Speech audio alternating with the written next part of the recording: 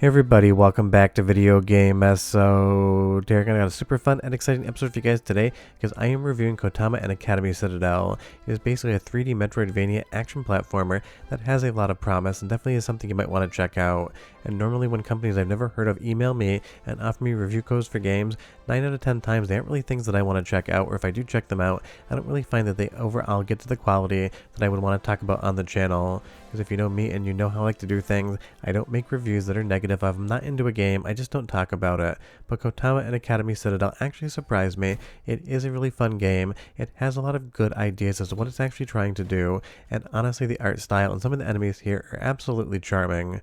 Before I get too far involved though, do me a huge favor, go down below, hit like and subscribe and ring that notification bell, definitely helps us out. And if you feel so inclined and want to support the channel, I got a Patreon link down below as well. But right off the top, the number one thing that drew me to Kotama is probably just the overall charm. That guide right there, an eyeball with what seems to be a Campbell's soup can on his head, it is a lot of fun. The colorways here are actually pretty muted in the background. You're going to see it's a lot of grays and blacks, but then they have these color pops that actually exist on the screen. And I will say it's either going to be a love it or hate it graphical style. I am really into it, and I think it does work well in the context of what the game is doing, but I totally understand that it is a little bit simplistic, at least when the backgrounds are concerned. But there is an entire parry mechanic here. Kind of feels a little bit like you're playing a Dark Souls or Bloodborne game versus actually something like a Metroidvania. So on the combat side of things, it's going to hew more towards a 2D Bloodborne or Dark Souls, but you're definitely going to get new power-ups. You're definitely going to get the ability to see areas in the game you weren't able to access before.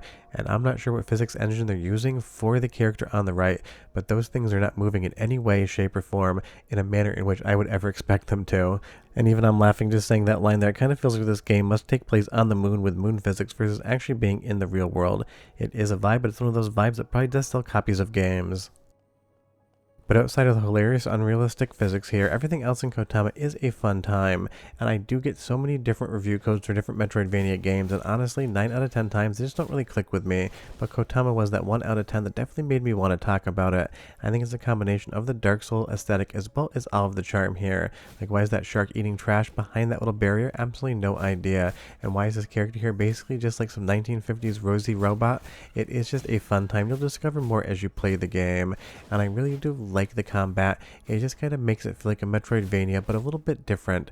And as far as the atmosphere is concerned, it is definitely something. It's going to be take it or leave it, like I said, but I think people are going to enjoy this one. Now, if there's one thing the developers could improve, like when you're trying to climb up this corridor here, is every once in a while the game likes to eat some diagonal inputs. If you're holding both up and left or up and right at the same time, or even down left, down right, every once in a while you're just going to end up not jumping or falling in the direction you actually want to fall in. It isn't every single time, and I'm sure it's something that could be patched up, but it is something that I noticed, as well as Kilter Music, who helped me with the capture, because on these reviews I usually like to have a second person just kind of play around a little bit to see if they actually feel the same way I do about things, because when I review modern releases, I always like to have that second opinion of someone I trust to just say, hey, you play the game, you tell me what you think about it as well, and then I can kind of compare your notes to my notes and see what's going on. As we get into the first small boss fight here, the rampaging maid Natasha definitely gives me some Jetsons vibes as well, just because the first robot kind of looked like Rosie from the Jetsons, and then we actually have a maid going on. Now that's just probably what I'm imparting here. I don't think any of the developers or artists were really thinking about the Jetsons, but you never know. It's just kind of what popped into my head. But with the parry mechanic here, with the blocking, and basically that rebuttal attack, this is where the game really does excel. The combat feels fast, smooth, and fluid, and it really is more than just trying to basically hammer inputs on your enemy with weapons that are going to destroy them before they destroy you. And I think that is a really fun pivot, at least for this game. I know other games have definitely employed it as well, but it's one of those things. Here, it just really has a nice flow to the combat, a nice upgrade system, and you're really going to have to learn this and understand how to block and basically deflect those attacks properly, especially as you get into the later game, because just so you know, I'm not giving you any spoilers in this review. I like to keep all my reviews spoiler free. Let's do the first soundtrack sample. It is a very subdued soundtrack, but I think it's actually effective for the overall environment this game takes place in. So 45 seconds and I'll be right back with a lot more of this review.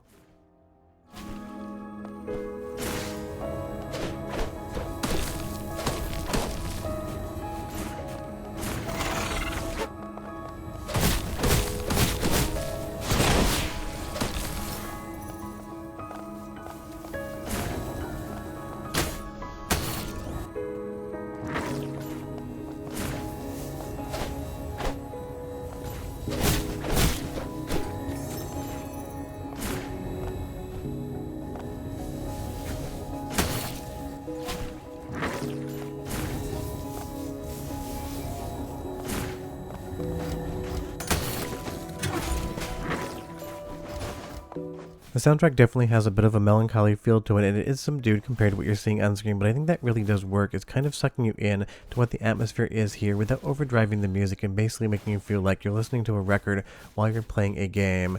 I think it does work in context, but trust me, the music is definitely going to change up as the game goes on. But that's something I noticed in the overall soundtrack aspect of it. It just has a very fun, very peaceful vibe, and this is basically just a vending machine here, and that is going to be one of the enemies. This vending machine really is the reason I decided this would make a fun video. I was having fun with the gameplay and everything else, but when I saw a vending machine turn into an enemy, that's when I realized this game has a really fun sense of humor and charm, and it's doing something that I really haven't seen that much before, and it even looks like it's wearing a crown on top of him, and I love that he does that old-timey boxing stance there, where he wiggles around his arms and basically makes it look like he's going to fight you in a bar in like 1930s Ireland. That is why, again, sometimes I just gravitate towards games even if I'm not sure why, because there's so many modern retro games out and so many Metroidvanias out. I could make one a week and basically never run out of material to make videos on. But like I said, most of them don't actually click with me, but it doesn't take all that much for me to become enamored with some aspect of a game, and in this instance, the character design and all of the robots, 100% fun. And I love that umbrella down there, kind of looks like one of the big sisters from BioShock as well. But you leave me a comment down below and you tell me, so far watching the gameplay, especially the visuals, is this clicking with you or not? Because like I said, I would be really curious. I feel like this one's going to be basically 50% of you are into the look and 50% of you are going to say it looks a little bit basic, and I think those two things could be correct at the same time. But the nice thing is, it's not like this game is a full $60, $70, or $80 release like we're seeing these days, and it does give you a solid amount of fun. So if you're looking for a new Metroidvania style game with some Dark Souls combat, this definitely could be one of those candidates. And I think at this point in time, we need to coin a new genre unless somebody already did it. I'm sure I'll be told in the comments. I'm calling this a Bloodvania or maybe a Soulsvania, because that's kind of the vibe I'm getting here. But I feel like I'm definitely not the first person ever to come up with that, but it did just kind of pop into my head. And at certain points in the game, you're definitely going to meet new characters and get new stories, new power-ups, and new ways to actually traverse the world. And that's something that never gets old in gameplay, in my opinion. The ability to see where you need to go, but not be able to get there until you find the right power-up. It basically shows you there's going to be a whole lot of game in the future that you're going to get to play, but you just can't play now. And these animations definitely look like 3D models, but they do a good job of making them kind of look 2D at the same time. Let's do one more soundtrack sample, because again, I think outside of the robot enemies, it's maybe the most interesting part of this game being different than others, and I'll be right back with just a little bit more.